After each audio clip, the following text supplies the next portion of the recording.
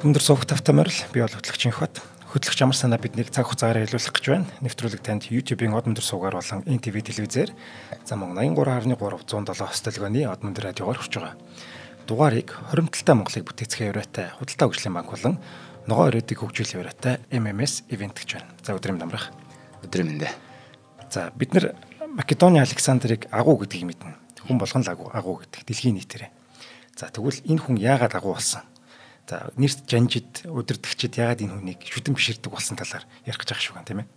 Тэг ер нь л одоо ямар нэгэн элдв янзын гоёл чимгэлгүйгээр энэ хүнийг яг хоёлаа сайхан ингээд антомор нь задлана гэсэн үг. Яаж юм хүн бий болдгийг, ямар хүн байсан, характерын хувьд, зорилго нь юу байсан, хүсэл нь юу байсан. Тэгээд хүсэл одоо юу гэмдэ дангаараа ингээд бас явахаар юунд ямар одоо ханд тулдгийг, ямар зовлон бэрхшээл гайхамшиг бүтээсэн гэдгийг талаас нь ярих юм байна. За тэгээд яагаад агуу гэдгийг нь бол одоо их олон өнцгөөс одоо харгалдуулж ярина.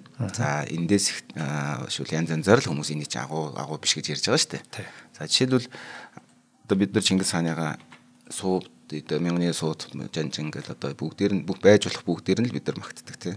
Тэгтэл одоо жишээлбэл араб ертөнцийн цул тийм таата хүлээж авдаг. За жишээлбэл одоо Монголын одоо ёк гэж хэлдэг шүү дээ. Нөгөө нэг дарлал марлал гэж хэлдэг тий. Одоо Оросын славян слав оролтой улсууд гэдэг янз янзаар тэгэхээр эн чинь юм хоёр талтай байгаа шүү дээ. Ялсан тал нь дөрмөд өгтөн ялсан тал нь хорсон. Тэрэн шиг л бас персүч гэсэн энэ үнийг таатаа хүлээж авахгүй бол таарна гэсэн үг ч үү бас түүхэн бичиг дээр. Тэгэхээр энэ бүгдийг хэдүүлээ сайхан ингээд хоёр тишээ савхгүй. Хоёр одоо савсан хоёр дээд цэгийг хэлж өгöd төв цэгийг ярьж өгнө гэсэн үг. Энэ нэг дугаарт бол ягаад ч багтахгүй маань тий. Өө энэ хоёр гэж болон төсөөлсөн. Тэгээ би бичээд явж байхдаа хэрвээ зүгээр яг энэ 3-т баг 4-ч болох юм байна. Гэхдээ би энийг хэр уйтгартай сонирхолтой ярихаас хамаарат тэр тоонууд нэмэгдэх юм болоо гэж бодсон. Тэгээ би альхоор юм одоо бодиттой бөгөөд сонирхолтой.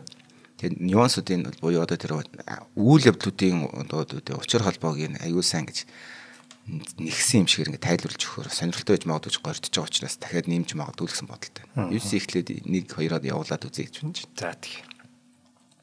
За ингээд одоо манай тооллын өмнөх 334 он Македоны хаан залуу Александр одоо өрнөдийн төгчдийн өнцгөр одоо энэ чи яг хоёр янзын одоо юу явж байгаа шүү дээ. Энэ үний төгөж чинь өрнөдийн барууны төгчд чиж байгаа. Одоо тэр төгчдийн одоо бичсэн өнцгөр бол тухайн цаг үеийн дэлхийн хамгийн хүчрэг гүрэн болох Персийн эзэнт гүрний эсрэг хүн төрөлхтний түүхэнд агууд тооцогдох цэргийн нэгэн аян дайн шүү. Олон аян дайнуудыг хийжсэн тэдний нэг агуу тооцогддог. За энэ тухайн үеийн дэлхийн дахны хамгийн хүчрэг гүрэн Перси эзэнт гүрэн гэдэг байгаа. Гэтэл нөгөө талд нь одоо хүн нүү байгаа. Тэгээд одоо хан улс байгаа. Тэ хятадууд байгаа шүү дээ. Тэгэхээр энэ хоёр хоорондоо тулааг учраас чухам айлын агуу гэж үзэх нь бол эргэлзээтэй учраас би энийг өрнөдийн өнцгөөс гэж заавал авч хэлж байгаа шүү. Перси эзэнт гүрнийг одоо эсрэг одоо хүн төрөлхтний түүхэнд агууд тооцогдох нэгэн цэргийн аян дайн эхлүүлсэн. 34 онд гараа одоо дайнд хөтлсөн байх нь шүү. 20 ердөө энэ үед 20 настай тэрээр цэргийн жанжны суу гарамгаа урч чадвараараа тулгарсан тулдаан бүртээ яллал болсон. Нэг ч тулдаанд ялагдаж зогтоож үзээгүй юм байна. Энэ гэхдээ зөвөр одоо боливартай харьцуулахад бол нөгөөх нь бол жижигхэн шүү дээ. Гэхдээ ялагдаагүй гэдэгтэй адилхан бас. Ингээд 10 жил одоо үргэлжилсэн одоо гайхамшигт аян дайны үр дүнд одоо тухайн үед бас өрн дахин мэдэгдэж байсан дэлхийн зах хязгаарт хүртэл тулсан. Хүн төрөлхтний түүхэнд хизээж байгаагүй том эзэнт гүрнийг анхлан байгуулсан. Тухайн үеийнхаа шүү. Тэгэхээр нэгсэндээ Перси эзэнт гүрэн хамгийн том байсан бол юм Египтийг фараондоос том Перс болонгууд Персис томыг нь байгуулсан гэсэн учраас тухайн үедээ хүн төрөлхтний гэж ярьж байгаа шүү. Тэгэхгүй бол одоо би одоо яг газар нутгийн хэмжээр юм бол эхлээд одоогийн статистикээр бол Британий эзэнт гүрэн дараа нь Монголын эзэнт гүрэн орж байгаа шүү дээ. Гэтэл одоо яг одоогийн стандартаар одоо тоогоор ярих юм бол квадрат километр газрын зүгүүр баримжаагаар ингээд тоолоод үзэх юм бол энэ одоогоор 20 орчимд орохоор байгаа байхгүй. Дэлхийд чагсаалтаараа 20 дахь том эзэнт гүрэнд орохоор байгаа байхгүй. Энэ дунд чинь Аббасид, Умайяд бүгд ингээд бүр нэлээд дээгүүр орно. Хоёулангийн ярьсан эзэнт гүрнүүд. Оросын эзэнт гүрэн бараг 3-д орж байна уу яаж байна. За ерөнхийдөө 5.2 квадрат километр одоо квадрат километр газар нутгийг сая тий 5.2 сая эзэнт улсыг байгуулсан. За энэ 5 орчим сая дээр аюул олон эзэнт гүрнүүд байдгийн байлээ. Зүгээр яхаа бэж байгаа савааг үт сонирхсан. Мэдээж яг Википедиа бол их сурвалж бол биш. Гэхдээ яг зөвхөн Википедиа дээр гэдэг учраас гэж ярьж байгаа нь тэрэнд итгэж байгаа учраас зүгээр тэрнээс цэг аваад ярих гэсэн утгаар шүү. Тэрнийг итгэлцүүр гэж авч үзээд ярих юм болж. Персүүдийн хувьд бол тэрээр харагц Александр гэж нэртэй байсан. Одоо curse гэдэг шүү дээ. Энэ curse гэж хэллээд байгаа. Өрнөдийн ертөнцид бол баруун ертөнцид бол агуу Александр гэж мөнхөрсөн. Цөөхөн хүн түүн одоо түүхэнд тийм нөлөө үзүүлсэн байж чаддсан байна. За жишээлбэл үүн дотор Наполеон ордог. За яахаргүй манай Чингис хаан орж байгаа. Тэгээд одоо хин Цэзар орж байгаа. За тэгээд фараонууд орно. Тэгээд дараагийн жанжтууд орно шүү дээ. За үүнд одоо нийгэмд үзүүлсэн нөлөө одоо цөөхөн хүнтэй одоо тэр нөлөө үзүүлсэн одоо шалтгаан нь бол ер нь маш энгийн юм байна. Яа тэгэхээр ерөнхийдөө өрнөдийн барууны ертөнцийн гэж үзэн шүү дээ. Баруунуудын ертөнцийн одоо түүнээс хойш эзэнт гүрэн ямар нэгэн томоохон улс гүрэн байгуулсан улс төрний хаад агуу хаадууд тэгээ жанжтууд түүний хөшөө бунханд очиж мөргсөн гэвэл бараг хэлсдэггүй. За одоо Македоны Александрийн араас амнагч одоо том хаад одоо жанжтууд гэж үзэх юм бол Цэзар, Наполеон хоёроо жишээ авахад л хоёулынх нь бүгдийнх нь тэр хоёрынх нь хүсэл мөрөөдөл байлдан дагуулгын шунал одоо тэр нэг тэмүүлэл байгаа шүү дээ. Би энэ шиг л болох юм. Иннээс илүү гарах юм гэдэг хүслийн хэмжүүр нь болцсон. Тэгэхээр чи нөгөө нэг юм чиний харж явдаг цэг гэсэн үг байна. За өндөрлөгтөн сансарт нисчий гэж бодсон бол тэр шунал мэдээж чи янз янзын шунал байгаа шүү дээ. Би шунлыг зөвхөн муу талаас нь ярихгүй. Таны мэдхүйн шунал гэж бас байна. Тэгмэд саран дээр буугаад үзэх бодсон байгаа. Тэгээ саран дээр буугаад үзчихийгээ бодоод буусан чинь за энэ цаатах нь харагдаад болтуу. Яг л ийм л мөрөөдөл байхгүй. Тэрнээс би нэг хүмүүсийн мөрөөдөл төрөх нь бол янз янзын одоо юу гэдэг үхтэл гэдэг чинь тэ үхтлүүдийн дээгүүр явна хохирол би болгоно зарим хүмүүс нь хохирно гэдэг юм байдаг. За жишээлбэл би одоо яг ийм учраас одоо тэдний тэр тэмүүлэл шунлынх нь одоо тэр замын засчээсэн гэрэлтүүлжсэн алдах гэсэн байхгүй. Ерөөс би тэгж тэр Македоны Александрийн гавьяаг давах хэрэгтэй гэдэг л ерөөсөө тийм л боталтай байсан. Яагаад тэгэхээр саяхны батал одоо 19-р зууны хүртэл ер нь дорно гэдэг чинь юу байлаа шүү дээ. Домгийн маяг юм байлаа шүү дээ. Хагас одоо тийм ич тийм шиг. Тийм ч учраас их олон зохиолууд дээр ялангуяа тэр романтизмын үеийн зохиолууд дээр ингээд Oriental экспрессимс галт хэрэг гэл тэрийн цуугаал яваад дэлхийн 80 хоног тойрно морин гэл энэ чинь дандаа нэг юм баруун ертөнцийн мөрөөдлөд яваад байгаа байхгүй. Тэгэхээр энэ хүн бол ерөөсөө тэр баруун ертөнцийн бүр одоо тийм мөрөөдлийг бүр тэлээ хийцэн байхгүй. Тийм том болтол. Зүгээр хамгийн энгийн жишээ нь 32 наснда нөгөө нэг Цэзар шихэн Македоны Александр нас барахад орсон байгаа шүү дээ. Тэгэхэд Цэзар өөрөө 33 настайдаа би одоо Цэзарын тухай нэгдүгээр хэсгээр ярьж өгчээсэн санагдаж байна. Испанд ажиллаж байхдаа Испанд одоо Ром эзэнт гүрний нэг хотын одоо захирагчийн албанд ажиллаж байхдаа 33 настайдаа тэнд босгосон Македоны Александрийн хөшөөнд очиж үйлжсэн. Чи ийм насандаа дэлхийн талыг эзэлсэн явж байхад би энд ийм байж яах ч үжтэй гэж. Тэгээ Цэзар тэрнээс хойш зүтгэсээр байгаад 55 наснда одоо бас одоо Македоны Александраас том газар нутгийн эзэнт гүрнийг байгуулсан. Тэгэхээр энэ өөрөө би нэг яриад байгаа. Тэнгүү Цэзарыг хараад бүгд өөрөөгээд одоо тий цайр, кайзер гэдэг ингээд цол аваад ингээд Цэзарээс мундаг болох гэж бүгд үзэж байгаа байхгүй. Тэгэхээр ичи ерөөсөө ингээд хамгийн анхных нь дуудлага нь энэ байхгүй. За ингээд одоо цаашаа одоо яагаад агуу гэдгийн тайлбар нь ингэж байна. Эннээс өмнө яагаад гэдэг грекүүд ер нь ингээд энэ ингэж заавал Персийг дуустал эзлэх хүсэл мөрөөдөл хаанаас ангирагдсан бэ гэдэг тухай ярьж байгаа юм. Одоо эртний грекийн тухай гэсэн үг л дээ. Манай тооллын өмнөх 500 он орчмоос ерөнхийдөө энэ нэг юм грекийн хойг байгаа штэ. Энэ нэг уулархаг Бартат одоо нутагт ингээд урлаг уран сайхан гүн ухааны сэтгэлгээ философи дээр нэмээ дайн тулааны хөгжлийн гайхамшигтай нэгэн талбар болсон энэ хойг. Грекийн хамгийн хүчрхэг хоёр хот улс болох Афин, Спарта гэж бүгд сонсч байсан. За 300 киногоор сайн мэддэг баг. Афин нь бол тэнгисийн хүчрхэг одоо бас улс гүрэн байсан. Арчлал одоо урлаг жүжиг чи тэгээд гүн ухаан асар ихэр хөгжиж байсан газар Афин бол. Спарта нь бол одоо стажийн хатуу чангараар бадсан цэргийнхний шийдвэр манлайлал давмгаалсан нийгэмтэй. Одоо жоохон милитарист гэж бидний нэрлэдэг. Цэрэгчсэн маягийн нийгэмтэй. Тэгээд одоо айрам нь бол тухайн үед бол төгс гайхамшигтай гэж тооцогддог тийм алдартай айрам байсан. Энэ хоёрын одоо ингэ нэгтгсэн нэг үйл явдал манай тоолын 480 онд болсон одоо хоёр хот улс агва Персийн эзэнт гүрний төрөмгийллийн эсрэг хамтдаа тулалцсан. Зеркс гэж хаан байгаа шүү дээ. Аавынхаа одоо чадахын тулд Дарданеллийн хоолой гаталж айрмаа гаргаж өгдөг байхгүй. Тэгэхэд бас нэг жанжин сайжнаас нэлдэг байхгүй. Бид ер нь ийшээ явж мөхлөөл хайж байгаа шүү дээ. Хэрэг байна уу гэхэд чи тэгтээ хардаа гэдэг Дарданеллийн хоолой гаталж байгаа 200 мянган хүнтэй айрмаа гэж ярьж байгаа. Тэгэхдээ тэр 200 мянга байх боломжгүй гэж янз янзаар ярьдаг. За тэр тоог нь орхив. Эртний түүхийн тоо бол угаасаа хангалттай худлаа. Тий. Яагаад хангалттай худлаа гэдэг эрдэмтэд янз бүр нотолдог хамгийн энгийн жишээ нь болохоор тухайн үед тийм олон хүнийг яг тийм урт хугацаанд дайнд те ингээд тижээгээд логистик гэдэг хангамжаар хангаад явах болцсон үндэ байгаагүй.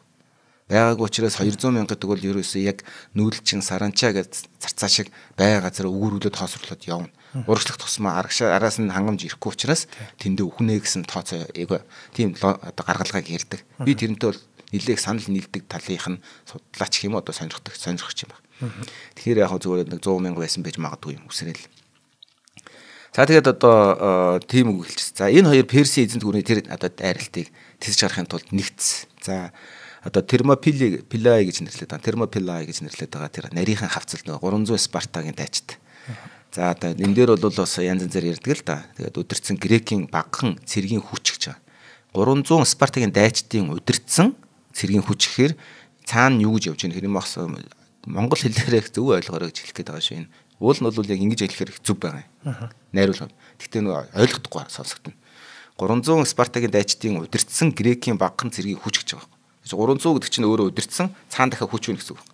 Яагаад тэр тухайн үед ерөнхийдөө нэг Спартагийн дайчин бол янзуурт учраас 10 орчим дагалдагчтай байсан гэж үздэг байхгүй. Зарц хоолын ундыг хийж өгдөг мөгдөг одоо.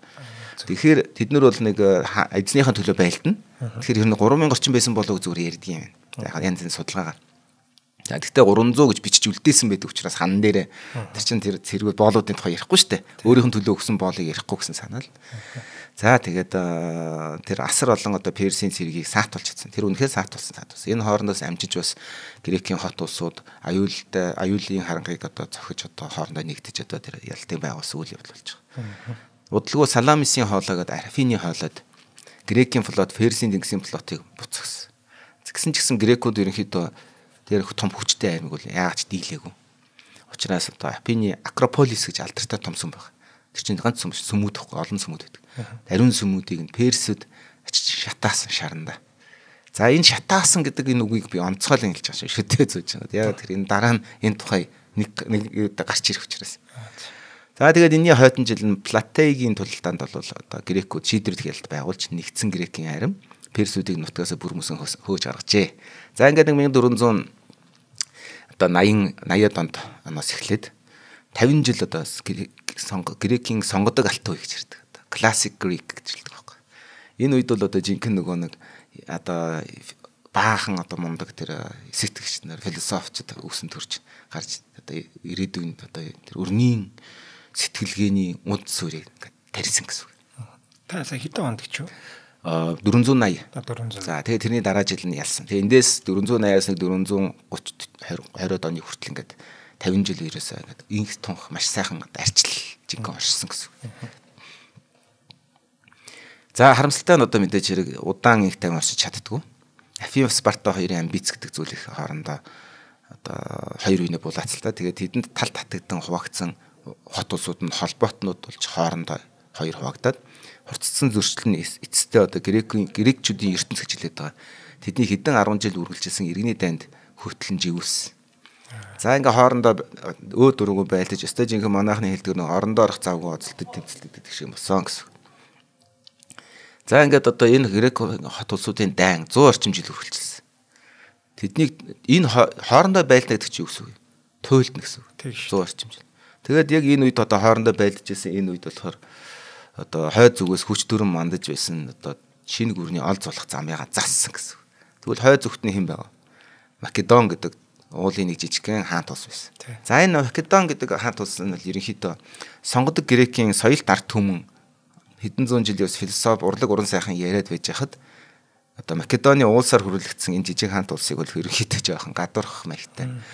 Бүдүүлэх хөдөөний бөглөө газар гэдээ ер нь тоодгүй маягтай. Зүгээр заримдаа ингэ янз янз юм яриад олон юм яриад байх юм бол чи ер нь грек үлээ юу илээ гэж одоо бараа тэгж гадуурхах маягтай тийм байсан. Одоо энэ ч бас нэг бид нэр грек миракл юм яриад санал манлаа хэлж арчилсан гэдгийг бас аюул ойлгоорой. Бидний одоо арчлаач бараг сонгодог ч байж магадгүй арчлалсан шүү. Тийм тэр чинь сенаттай байна. Сенатны шийдвэр гаргадаг. Тэгэхээр тэр нь ингээд очиод Македоны хаан ч юм уу ингээд саналаа хэлж мэдэхээр за ер нь та нарын грек биш хүний санал хэрэг байна уу гэж зарим шоолдог байсан гэсэн санаа. Ийм нөхдүүд одоо ингээд хурцлагдаад тэгээд одоо 2 дугаар хаан Филиппийн одоо жолоодлогоор Македон хүчрэг цэргийн гүрэн одоо улс болж гарч ирсэн. Филипп одоо айрамдаа одоо тухайн үедээ нэвтрүүлсэн нэг том одоо шинжилэл байгаа. Сариса гэж нэртэлдэг одоо жад. Тэр үед бол хамгийн урт жад нэг 2-2.5 м урт жадтай байдаг гэсэн юм. Эднэрийн жад бол 5-6 м урт жадыг явган зэргүүдэд бариулаад тэгээд нэг игнээ ингэж шахаж дөрвөлжлөөд одоо игнийгээ барина гэж блок болох нь блок болно гэсэн үг. Хайрцаг гэсэн үг. Тэгээ байлдах үедээ ашигладаг болсон. Тэр одоо фаланкс гэж нэрлэдэг байгаа. Энэ одоо цэргийн одоо хайрцаг буюу энэ нэг юм игнээ тэгээ технологи одоо юу бол ер нь шин технологи гэж нэрлэнэ л дээ. Одоо нэвтрүүлсэн. Одоо монголчууд одоо нэвтрүүлсэнтэй л адилхан бас нэг юм дайны урлагт оруулсан хувь нэмэр байхгүй Македоны одоо арми оруулсан. За энэ их сонин. Одоо сарис жадтай фаланкс цэргүүд жадаа өргөөд одоо задгаад таруу газараар ингэж одоо маршаар явахтай их зайтай алхах гэсэн. Тэгээ battle formation жилдэг ч тулдааны одоо байрлал гингүүд хайрцагт ордог. За энэ хайрцагт орохдоо энэ ер нь бол маш их хүнд ажил. Чи ингээд 5 м урт одоо үннээс урт юмнууд барьсан нөхдүүд явж ирсэн аа. Яг нэг юм хайрцагт ороод хөдөлгөөнийг дуудлагаар бүрээгээр ингээд игнийг шилжин гэдэг бол маш сайн бэлтгэгдсэн армилт гэж байна. Хэрвээ би сайн бэлтгэдэггүй зүгээр жад бариулаад талбайраа гаргах юм бол хоорондоо жадандаа оролцолтоо дуусч магадгүй. Тэг хядуулах маягтай байхгүй. Тийм болохоор өдөр болгон бэлтгэл хийж энэ жадтайгаа бүрээгээд нэг болно гэсэн үг. Тэр сэргүүд өөрсдөө. Дээр нэмээд тэр чинь ойролцоогоор нэг 270-аас 300 орчим нэг хайрцаг тийм орчим цэрэгтэй байгаа. Маш их юм биш тий. Нэг хайрцагаа тэгж авч үзнэ гэж аахгүй. За яг зүгээр тэр энгийн нэг чинь тийм байгаа. Тэгээ тэр нэг чинь дотроо дахиад нийлэнгүүтээ одоо мянгаараа ингээд мянгаараа ингээд зогсно гэсэн үг байхгүй. Тэгэхээр тэд нар чи хооронд оролцох. Тэгэхээр маш нэг цэргийн сургалт хийж энийг нэг нэвтрүүлж чадах зүйл гэсэн. Хэр баргийн хүн хийж чаддаг. Тэгээ 5 м урт жад чи бариад явна гэж бодлоо. Чи өөрөө бид нар чи одоо 2 м ч хүрэхгүй байгаа юм. Тэгээд эвгүй салхилвал хойшоогоос хүчтэй салхилвал бараг хийсгэр байхгүй. За эндээс нэг асуудал гарна. Жад хитрхи урт өгөөд урд игнээ 5 давхар байдаг. Тэгэхээр нэг өсөндөө 5 давхар гэдэг нь 5 хүний игнэтэй гэсэн сайн байхгүй. За шууд халд урдаас нь дайрж орж ирдэг одоо дайны технологийн үед болохоор эхний игнийг нэвтрэхэд дараагийн 4 игнээ араас нь хатгадаг маягаар хатгаж одоо зогсоох маягаар ер нь бол 5 игнийг нэвтрэх гэж бараг байх боломжгүй гэж үздэг. За тийм байсан учраас одоо тухайн үед бол их сонин маш өвөрмөц байсан. Тэр үед бас их сонин юу гэхээр хал зурдаасаа байлддаг. Мэдээж жигүүрээс нь дайрах бол одоо хамгийн давуу тал мөн. Тэгвэл энэ жигүүрээс нь дайрахаар эднэр бас ингээд тойрог авдаг. 3-жин 4-жин тойргуудыг авдаг. Энд нь одоо бас нэг жигүүрээ хамгаалж байгаа маягийн. За ингээд нумсам харваад ална гэж ер нь хүмүүс бодчихдаг шүү дээ. Энийг жадтай хүмүүс ийм удаан хүмүүс тал талаас нь харваад алчих гэж боддог шүү дээ. Энэ хүртэл бас их өөр. Яа тэгэхээр мэдээж хэрэг бүгд бамбаатай байгаа. За тэгэхээр нэг арайч нэг Ромын арим шиг ингээд дөрвөлжин болохгүй ч гэсэн дээрээ бамбаагаа барьчихна. Дээр нэмээд жаднуудаа ингээд харвж байгаа тал руугаа харуулад ингээд жоох төгрүүлцдэг гэх юм уу та. За. Ингээд ойртуулцдаг. Тэнгүүд нэг ямар ч чигээ сум ингээд ирнэ шүү дээ. Тэгвэл ер нь нэг 10% оновчтой байх боломжтой болно гэсэн үг. 10%. Яа тэгэхээр сум яг бильярдын шарик шиг юм байна л да. Тайлбарласан. Бильярдын шарик цохингууд эхний цохилт так гэж чад хоёр дахьаас эхлээд удаашрдаг тий. Тэгээ хан цохингууд бүр удаашраг зогсон. Тэрэн шиг сум эхний хүрэлтэн дээр жаданд ингээд хүрнэ штэ. Заавал үзүр үрэх хадгүй бөөрөөрөө аль нэг хэсгээрээ хүрнэ штэ. Хүч нь хоёр дахин саарна. Тэгээ дараагийн одоо юу гэм малгай дуулах ч юм уу аль нэг газар хүрэхэд ахад 4 дахин саарна гэсэн. Анхны хүчээсээ. Тэгээд баг биен дээр ирэхэд баг зүгээр ингээд савх шиг ингээд дусаад унна. Өмнө гэсэн санаа. Яг энийг бас нэг тайлбарладаг бас нэг одоо юу гэдэг тайлбар нь болохоор яг модон дундаас будалцахаар буу оновчгүй гэдэг. За. Одоо тийм болохоор модон дунд уу? Тийм яг одоо яг ямар ч буугаар буудан шүү дээ. Тэгэхэд урд чинь яг бууных нь урд ямар нэгэн навчмавч байх юм бол онохгүй байх магадлал бараг 50%. Тийм болохоор бууны яг хошуунаас уртах хэсэг нь амар цэвэрхэн байх хэрэгтэй гэж боддог. За ингээд одоо тийм болохоор би бас их гайхдаг гэсэн. Энэ одоо энийг ч одоо тал талаас нь ингээл харвал алчих штэ гэж би бодод байна. Гэхдээ эдний бас нэг эдэр мэдээж их өөр л дөө. Яг тэгэхээр одоо өөр үеийн айрмууд шүү дээ. Жишээд одоо монголчуудад тулуул мэдээж хэрэг ялгадсан тэр бол тодорхой. Яг бол бид нар чинь хамгийн хөдөлгөөнтэй харваачууд байгаа учраас гэдэг чинь ингээд тийм болохоор ингээд ертөнц чинь хөгжиж штэ тий. За ямар ч гэсэн энэ үед бол цоо шин технологи байсан байна. За энэ тактик одоо фаланкс хэмээх шинэ тулдааны арга барилыг бий болгосон. За ингээд одоо манай тооллын өмнөх 338 онд Херонея гэж нэрлэдэг байгаа тийм тулдаанд Филиппийн арим Thebes гэж хот байгаа. Тэгээд Афины нэгдсэн арим. Thebes нь болохоор одоо бас их том одоо нөлөө бүхий хот болсон байхгүй. Thebe болон Афины нэгдсэн армийн хүчийг буцсан.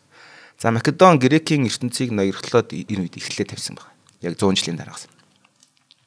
Энэ одоо аавынхаа одоо энэ Херонеягийн тулдаанд аавынхаа удирцсан армийн одоо залуу Александр оролцсон. 18 настай оролцсон шиг санаж байна. Филиппийн одоо ихтгэл жанжтын хамтдаар Македоны армийн зүүн жигүүрийг удирдах оролцсон.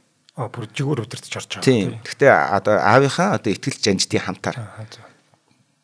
Одоо ТВ-ийн ариун хороо гэж нэртэй тийм элит анги явган зэргийн ангийн игнийг одоо нэгс хамгийн хүнд одоо хамгийн байлдах чадвартай хамгийн хүчтэй одоо анги одоо хорооных нь игнийг сэтэлсэн. Энэний хамгийн одоо урд нь Македоны Александр явж байсан баг. Энэ одоо Фибийн ариун холбоо гэдэг хороо гэдэг нэртэй энэ элит анги нь болохоор Спартачуудыг алжсэн. Тийм үү? Тийм. Иргэний дайн дээр. Тэгсэн чинь тэрийг авчиад Македоны Александр ялж байгаа байхгүй.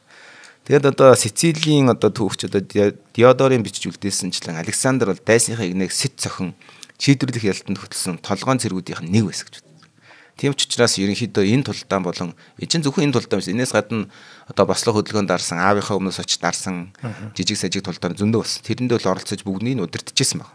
Тэгэхээр ерөнхийдөө л аавынхаа хажууд 20 настай байхдаа бол аль хэдийнэ ер нь одоо за одоо Ахмад дайчин гэж хэлэхэд арай хайшаа. Гэхдээ ер нь бол зурлагчсан. Дайн бол хангалттай үтцсэн тийм нэг одоо генерал биш юмаа гэхэд нэг Ахмад хошууд төрөл цолтой маягийн болцсон тийм хэмжээний одоо гавьяа болцсон байсан бол таарч байгаа юм. Замрах юу вэ? Хамтран ашиглагчаа танилцуулъя. За үржлэг сар хариултын хадгалыг өөрчлөхийг санал болгож байгаа Худалдаа хөгжлийн банк маань нэвтрүүлэг ивент итгэж байгаа.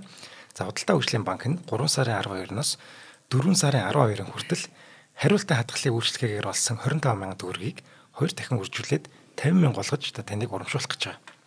За өөрийнхөө хоримтлалын дансанд мөнгө хийгээд одоо хариултын хадгалыг одоо өөрчлөхөөр мөнгө хийгээд тэгээд тэр чинь 2 дахин үржүүлж өгч биднийг эрхлүүлж байгаа Худалдаа хөгжлийн банкны энэ үйлчлэгийг танилцуулъя.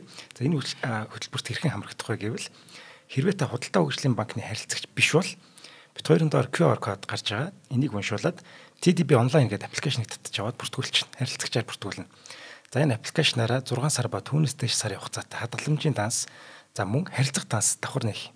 За ингээд тус харилцах дансан дээрээ Худалдаа хөгжлийн банкны Brita Visa, Master гэх мэт хүссэн бит болон виртуал карта захиална.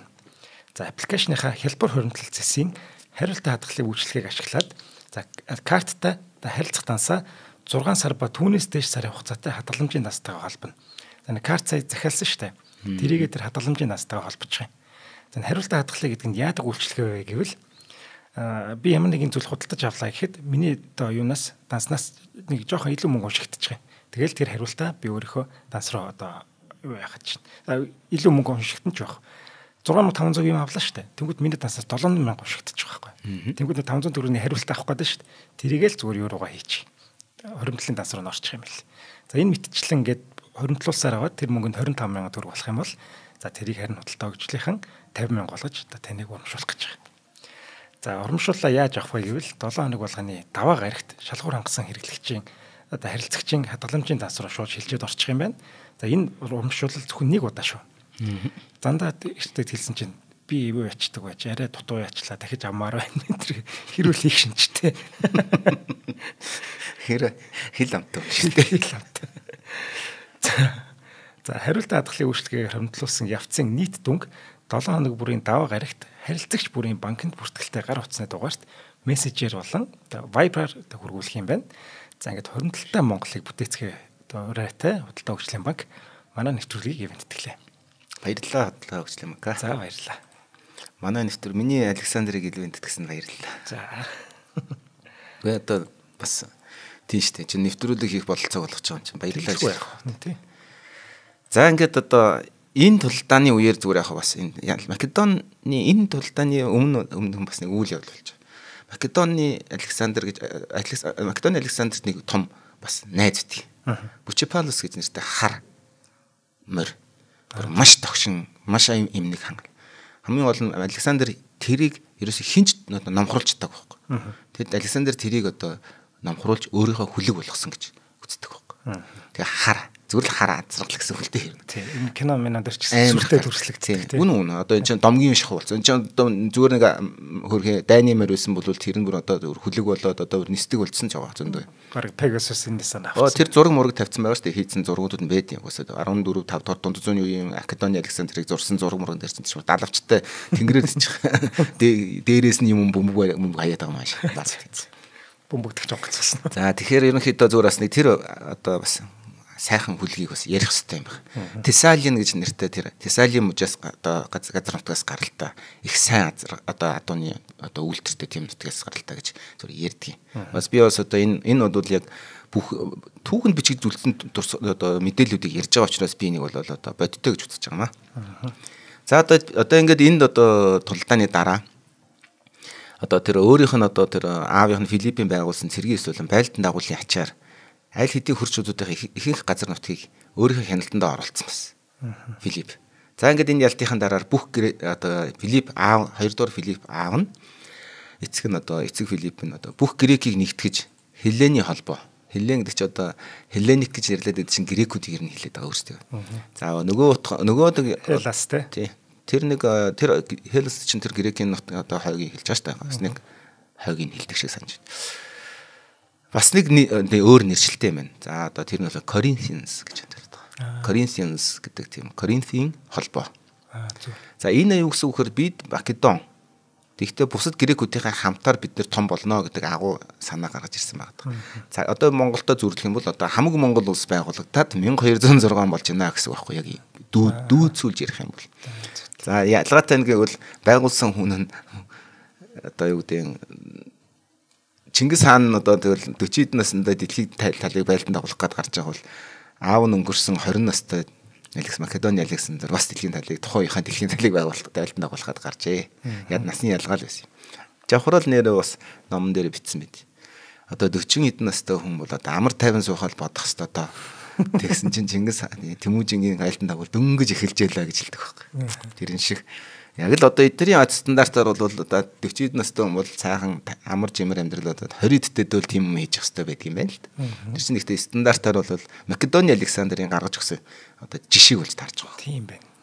За ингээр хүн зүгээр ингэж нэг үг ишилж ярьдгүй тэгэл энд хэлэх гээд байгаа. Тэгэхээр манай Чингис хааныг одоо үеийн дүгнсэн хүмүүсийн дүгнэлтийн одоо стандарт жишг нь Македоны Александр байсан бол тарах гэдэг шүү дээ. Ингээд одоо Коринфийн холбоо гэдэг буюу одоо Хеллени холбоог байгуулангуудаа Филипп өөрийгөө дээд командлагч буюу тэргүүн болгоор томилсон. Энэ зөвхөн Спартал эндээс холбооноос гадуур үлдсэн байна. За Спарта бол ерөнхийдөө грекийн хойгийн хамгийн үзүүр хэсэг. Тэгээд нэг аралтай ингээд хэсэгт ингээд шахагдсан байралтай байсан гэсэн. За ингээд Филипп одоо грекүүдийг бүгдийг нэгтгэснийхэн дараа авгаа аян дайныг төлөвлөсөн байна. За төлөвлөн гэдэг чинь ер нь ярьжсэн гэсэн. Ярьжсэн гэдэг чинь нөгөө нэлдгэр анчин арчилсан байгаа шүү дээ. Холбоо байгуулсан бид чинь бүгдийн саналаар явна. Тэгэхээр Филипп хачнаа удирдах ч гэсэндээ нөгөөдүүлийнхээ саналыг харгалзсан. Тэгэхээр нөгөөдүүлийнхээ саналыг дэмжлэг авахын тулд ярьжсэн бол таарч.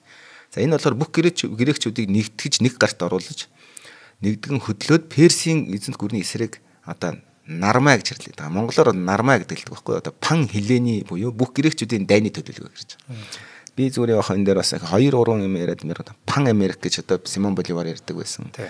Пан Монголизм гэж бас нэг одоо 30-аад онд бас нармай Монголын үзлийг дэврэгсэн учраас гэдэг нэрийн дор одоо бас олон хүний хилмөдүүлж ирсэн 37. Тэгэхээр би нөгөө нармаа гэдэг үгээр нь Монгол үг дүүцэл үг нь пан гэдэг чинь дүүцэл үг нь нармаа юм биш шүү гэж хэлэх гэсэн санаа. За тэд эртний заналт дайсан болох Персний энэ үед нэлээд тэдний одоо дороотцсон. Гэхдээ Персийн одоо асар их баялаг одоо олон зуун жилээр хоримтлуулсан дээр алт эрдэс баялаг бол яг л боловсроод модноос яг хизээл өргөө чиний ам руу ороод ирэхээр бүнжгэнжсэн жим шиг харагдчихсан гэсэн. За энэ дээр би нэг зүйлийг айгуу сайн хэлж өгсөн.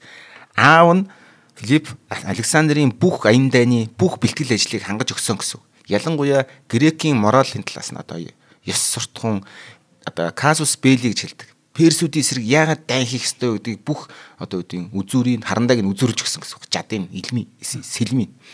Яагаад тэгэхээр Персийг бид нар дарж ижил бид инх тайван амар тайван оршин. Хоёрдугаар бид Персийг дарж иж өшөөгөө авна. Үе үеийн биднийг ирж түүвэсэн Акрополисын сүмийг устгасад шатаасны өшөөг авна гэж бүр ингэж дандаа ингэж илтгэлээ ярьдаг байсан бол таарч байгаа. Яг ингэж рекорд одоо түүхийн бичлэгээр үлдээгүүч гэсэндээ энэ бүгдийг ингэж энэ бол миний тайлбар шүү.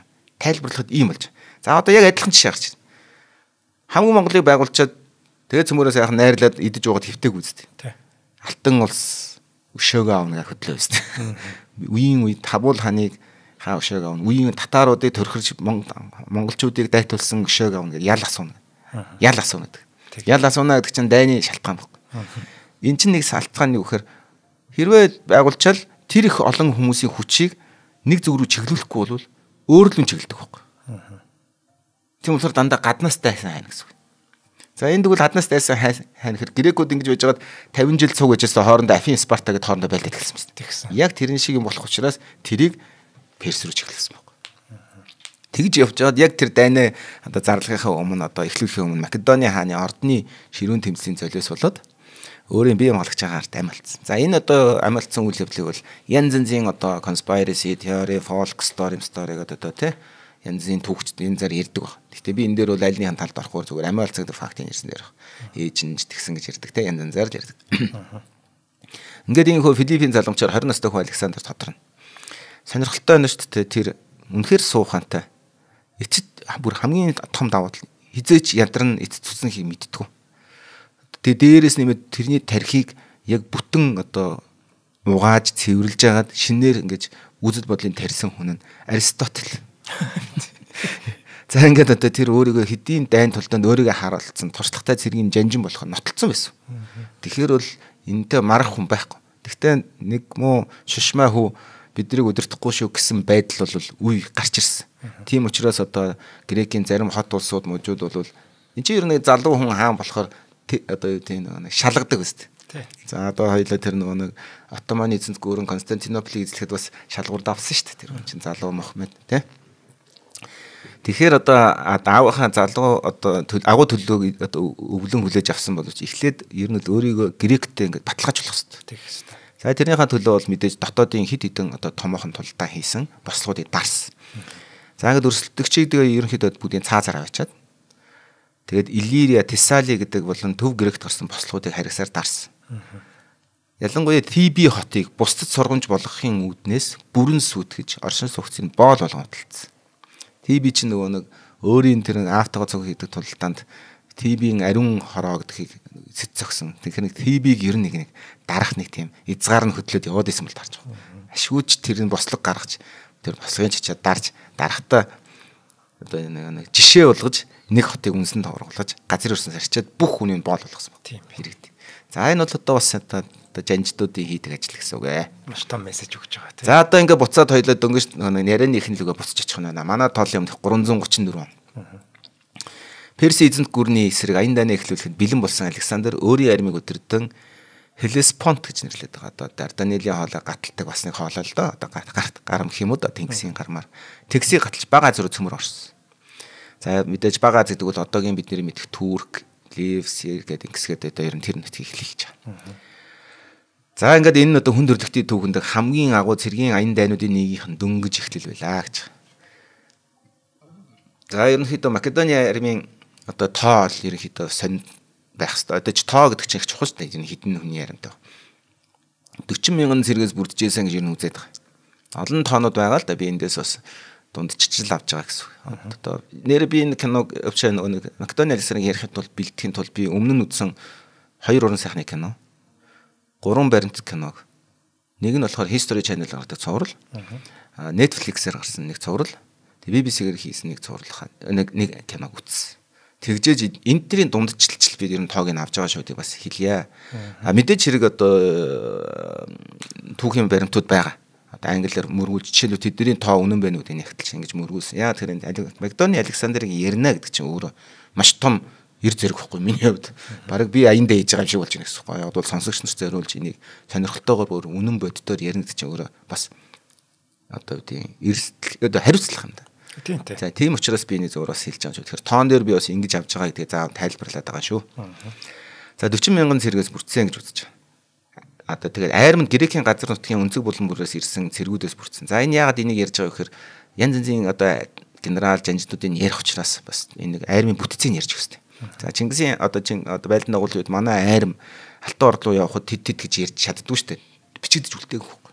8 аймагаас одоо 8000 морьтон юу гэдгийг одоо хэрээдээс 7000 харваач гэж байхгүй учраас бид нэр Монголын айрам гэж очиж байгаа шүү дээ. Яг үндэ бол тийм ээ. За энэ дээр болохоор Грекийн айрам гэдэг доторх бүтцийг ярьж байгаа. За эндээс одоо явган цэргүүдийг Македони айрмын одоо туршлагатай жанжин Парменион. За энэ Парменион гэдэг жанжныг бол сайн одоо тогтоож аваарай сонсогчдоо. Парменион өдөрчсэн явган цэргүүд. Нүүрний игнэнд одоо 5-6 метрийн урт Сариса жадар зэвсгэлсэн 9000 Македон фаланкс цэргүүд зогсно гэж. За тэгэхээр 9000 гэдэг чинь 3 туваа. Тийм. Биш үү? 300 туваа. За ойролцоогоор 31 ч гэсэн үг байхгүй. Тийм байна. 31 ч одоо фаланкс байна шүү дээ. Тэсийн зүгээр хаана гэсэн үг байхгүй. Жадан хаана.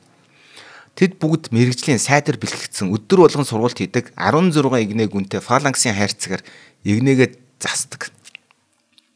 Энэ нэгт игнээ жадны төмөр үзүүрээс бүрхэгдсэн бараг л үлд илтгэх хаана гэж дүрсэлдэг юм тухай үедээ бичижсэн нэр. Гэхдээ хөдөлгөөн удаантай айжуу одоо хажуу талаас болон араасаа дайралтанд өртгөд эмзэг байдаг нь энэ цэргүүдийн сул тал байсан. Энийний сул талыг нотлсон хамгийн анхны тулдаанууд бол ерөнхийдөө Грекийг эзлэх Ромын байлдан дагуулын үед харагддаг. За ингээд энийг цааш нь ярих байл. За ингээд одоо дахиад цаашаа 3000 элит явган цэрэг болох богино жадар зэвсгэлсэн Гипаспистууд гэж хэлээ. Бамбачт одоо shield barrier гэж нэрлэдэг байхгүй. Бамбай баригч нар гэж хэлж байгаа. Эднэр нь болохоор бамбайтай бас. Гэхдээ 2 дахин богино жадтай бас цэргүүд гэсэн үг. Элит явган цэргүүд гэж нэрлэдэг байгаа. Эднэр нь болохоор илүү нөгөө хөдөлгөөн сайтай учраас нөгөө фаланксынхаа гэдэг тэр фаланкс гэдэг цэргийнхаа жигүүрийг хамгаална. Ардаас нь морин цэргүүд орж ирэхдээ огцон орж ирэхэд хөдөлгөөн сайтай учраас гүйжчихэд battle formation-д battle барилаа тулдааны барилаа аваад хамгаална гэсэн үг. Одоо нөгөө нэг Трой хотын киног үзэх юм бол одоо яг манай ах Брэд Питт ах Ахиллесийн авдаг формат одоо барилахгүй. Ингээд хөлөөж хийгээд ингээд аваад жадаа ингээд барьдаг шүү дээ. За Александрийн армийн 2 дугаар тэр бамбачтыг болохоор одоо тэдний Пармени хүү Никанор өдөрт. За Александрийн армийн 2 дугаар игнэг 7000 грек холбоотнуудаас ирсэн грек холбоотон болон 5000 хөлсийн цэрэг бүрдүүлж байсан бөгөөд тэднийг хоплайтс гэдэг хоплитууд гэдэг. Хоплит гэдэг нь хоплайт гэдэг нэр нь тэдний барих дуртай дугуй бамбай болох хоплооноос гаралтай. За тэгэхээр бөөрөнхий бамбайтангууд гэж нэрлэдэг байна. За орчуулах юм бол шүү дээ. Орчуулбас. Нөгөөдөл болохоор бамбайчд, нөгөөдөл нь бөөрөлхий бамбайчд гэдэг 2 янзаар нэрлсэн байна шүү дээ. Бамбай баригч нар. 2.5 метрийн урт чадтай бас. Тэгээ хоплитууд нь бол фаланкс Македони хоплитуудын фаланкс Македони фаланкс гэж 2 фаланкс явж байгаа гэсэн үг. Арай богино чадтай учраас арай хөдөлгөөн сайтай бас тийм. Одоо хичнээн тим яг нэг Македоны үндсэн армийн цөм болсон 9000 фаланкс шиг тийм хүчтэй байгаагүй ч гэсэндээ тооёын одоо жишгээр бол маш сайн зэвсгэлсэн хүнд хуйгтай байсан. Тэгэхээр бол хэр баргийн бас одоо юу гэдэг юмд хатгуулаад 2 уур хатгуулаад очиж төвхгүй зэргүүд байсан гэсэн үг байна. За ингээд одоо агрианчууд гэдэг байгаа. Нэг тийм одоо цэргийн анги.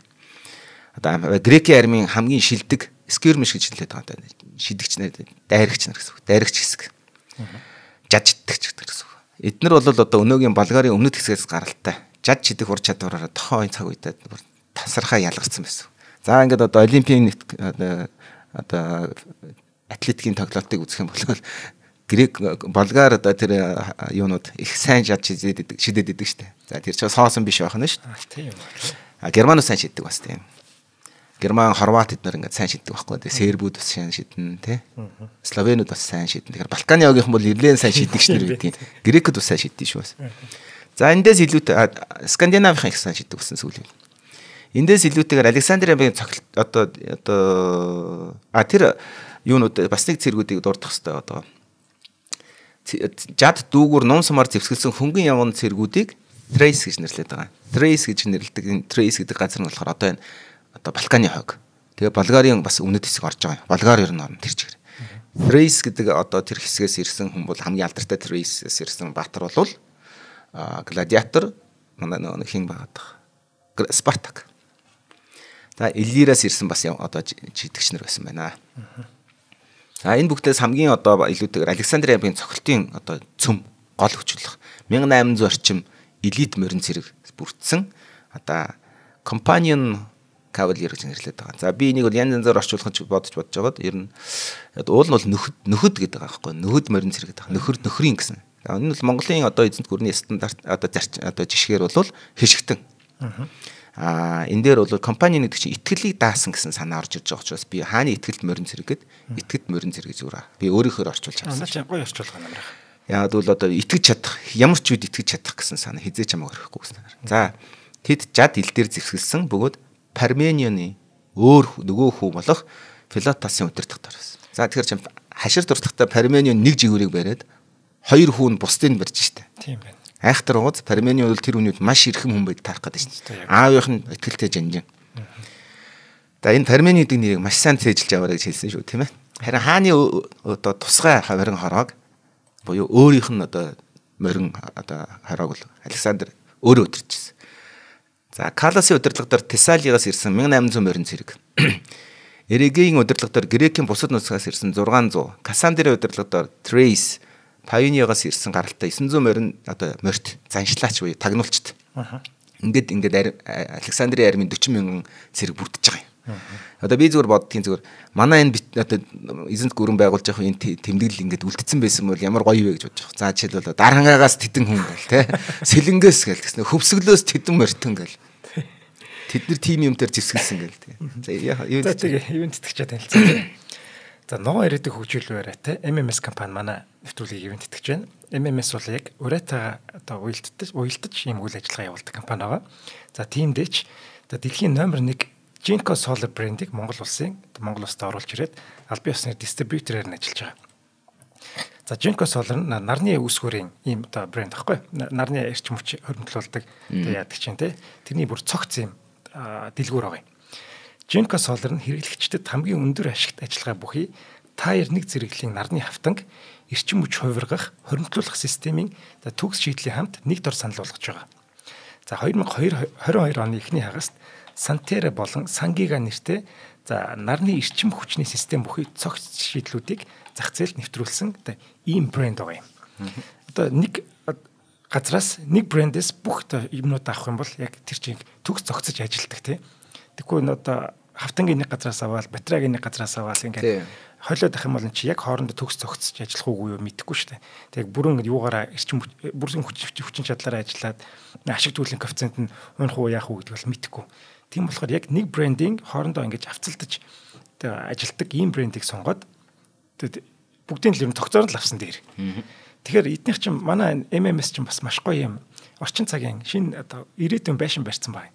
Тэр байшин дотор нь дэлгүүр нь байдаг байхгүй. Та бүхэн одоо энэ Jinko-г сонирхож байвал давхар тэр шинэ байшин очиод үзчихээд өстой гимгүй юм бэл. Энэ байшин ч сонирхож байна очиж үзмээр байна гэхээр эднийхэн бүр ингээд дуртай нарахгүй юу яагаад хүлээж аваад манай байшин ийм гоё байшин ингийн юм одоо даваа талууттай гээд гоё тайлбарлаад юу яагаад өгдөг юм бэл. Гайхуулдаг юм бэл байшингаа.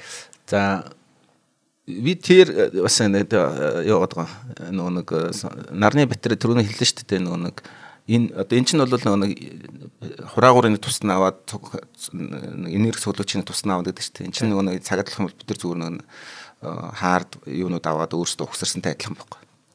Тийм. Компьютер ухсардаг гэсэн шүү дээ. Ирээдүйдээс нэг компьютер лендээс баах юмнууд авч агаад кейс аваад motherboard аваад Гэтэ сайн өсөрдөг хүмүүс байдаг байсан л да. Гэтэ тэр чинь үргэлж баталгаатай гэсэн биш яг муу өсөрдөг хүн өсөрчвол бас жийл зав шүү дээ. Тэгэхээр яг тэр атгаараа энийг яагаад энийг бас ингээд нэг юм дээлч юм ингээд компьютерүүд ингээд бид цом брэндүүд ингээд нэг цул хийдэг вэ гэхээр одоо жишээлбэл iMac ч Mac ч байгаа шүү дээ. Хамгийн сайн хоорондоо цогцож ажиллаж чадах эд ингүүдийг цуглуулж хийнгүүтээ calibration буюу хоорондын тохироог маш өндөр түвшинд дээд түвшинд одоо 90 хэдэн увс дэш түвшинд ажиллагааг нь хангаж байгаа учраас энийг тийс нэрлэлт юм байлээ л дээ. Зөвхөн бидний төсөөллөөр бол нүдээр харах юм бол tier 1, tier 2 гэдэг tier 1, tier 2 гэдэг энэ нэг одоо панелуудыг харах юм бол одоо нэг хөдөө ингээд нэг малчин айлын дээр байгаа нэг панел бол ингээд нэг юм сэтгэл зарагддаг шүү дээ. Ингээд тооны дэвтэр шиг. Тэнгүүд зарим хавтангууд одоо хятад метод ингээд уршаа явж бод ингээд харахаар гүн хар тентц юм шиг хар байдаг шүү дээ. Тэр хоёр панелийн ялгаа нь одоо tier 2 нь бол тэр хөдөө байгаа нөхгүй. За. Tier одоо 1 гэдэг байгаа тэр нь болохоор тэр хар юм тентц юм шиг цул харгалах тусмал амар сайн гэсэн үг шүү дээ тий. За тийм байгаа шүү. Тэрээс нэгж одоо тийм шингээх болон хадгалах чадвар нь бүр хайгуу илүүлэх гэсэн санаа ерөнхийдөө. Одоо пиксел шиг гэсэн үг. Тийм. За яг зөв би сонсогч нарт жоохон төсөөл нүдэнд нь харуулах гэж л ярьсан шүү. Тий. Энэ бол хар бах тусмал гэрлийг их сайн шингэн шүү дээ тэр ч тий. За Jinko Solar брендийг сонирхож байвал та бүхэн Facebook-ийн MMS Green Building гэдэг одоо хуудасаар зочилж болно. За мөн 7711 1999 дугаарыг хуудасаар холбогдоод одоо дэлгэрэнгүй мэдээлэл авах боломжтой юм байна. За ингээд MMS компанид баярлалаа. За одоо би ингээд айрмын бүрдцийн сайхан яриад өгчлээ тий. За тэгэхэд багаас одоо яваадчлаа. Перс эзэнт гүрэн гэдэг зүйл бас байгаа. За перс эзэнт гүрний талаас юу байсан юм бэ? Гэвэл сатрап гэж нэрлэдэг. Одоо тэр нь бол муж гэсэн л үгэлдээ зүгээр санаа. Нэг сатрап гэвэл нэг муж л гэсэн үг байхгүй. Одоо манайхаар ингээ аймаг ч юм уу тий. Сатрап гэдэг нэрлэгдэх мужуудад хуваагдсан. Тэр муж тус бүрийг нэг сатрап захирагч удирддаг.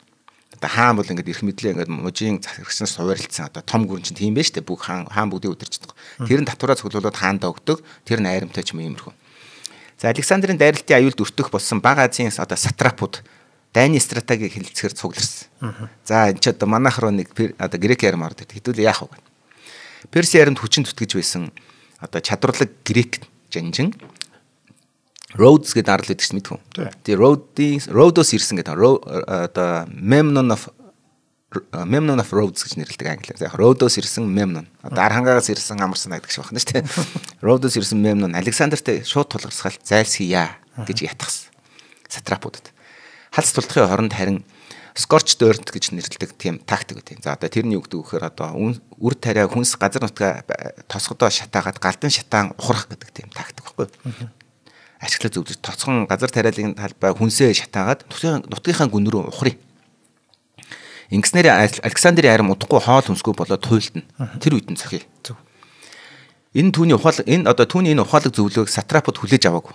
Газар нутаг эд баялагта хорогдон шунсан, өөрсдийгөө бас чадна дийлнэ гэж итгэсэн Персийн одоо аримд итгэсэн сатрапууд тийм хүсэг. Одоо би одоо нутгаа хайж аваад буцаад аваад та хайр мөнгөлээ гэж бодсон байна. Тэгээд тэд Александрын армийг Граникус гэдэг мөрний ирэг дээр тосон тулдахаар шийдвэрсэн. За одоо ингээд би Граникусын тулдааныг ярихад ойролцоогоор надад дахиад 20 минут хэрэгтэй байна. Хоёул ингээд цаг дууссан шүү дээ. Оо тийм үү. Тийм.